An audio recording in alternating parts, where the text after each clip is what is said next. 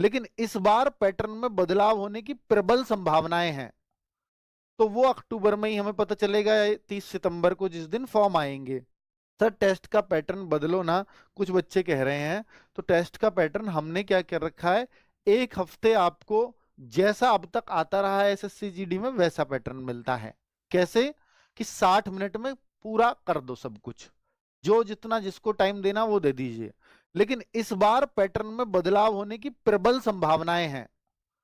तो वो अक्टूबर में ही हमें पता चलेगा, 30 सितंबर को जिस दिन फॉर्म आएंगे। तो उस दिन जिस दिन फॉर्म आएंगे उस दिन ये क्लैरिटी आएगी कि हर सब्जेक्ट के लिए 15 मिनट अलग अलग मिलेगा या फिर ओवरऑल जैसे पहले 1 घंटा मिलता है वैसा ही मिलेगा। और फिर हम क्यों ऐसा कर रहे हैं, क्योंकि इस बात की प्रबल संभावनाएं हैं कि वहां इस बार सेक्शनल टाइमिंग आएगा और 15-15 मिनट की टाइमिंग की जाएगी, क्योंकि ऐसा उन्होंने लगभग हर एग्जाम में कर दिया जो अब तक नोटिफिकेशन आए हैं।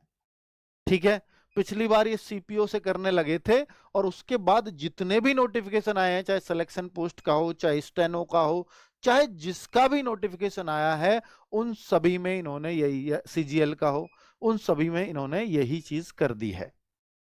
ठीक है, तो इसलिए प्रबल संभावनाएं हैं कि भाई आपका 15-15 मिनट का, तो ऐसा नहीं है कि हम अक्टूबर से उस चीज की प्रैक्टिस में लगेंगे, नहीं, हमें अपने आप को तैयार अभी से करना होगा।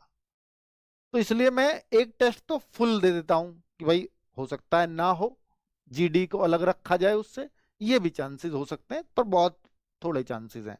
दूसरा ये हो सकता है कि सबको 15-15 मिनट मिले, तो भाई हम एक हफ्ते 60 मिनट का टेस्ट ओवरऑल, एक हफ्ते 15-15 मिनट की सेक्शनल टाइमिंग का आपको टेस्ट देने लग रहे हैं। तो आपका आप क्या हो सर, इसका हमें करना जरूरी है क्या? हाँ जरूरी है, क्योंकि हम अपने बच्चों को समय से तैयार करना चाहते हैं। सर्वेलेंस आपको अब तक नहीं पता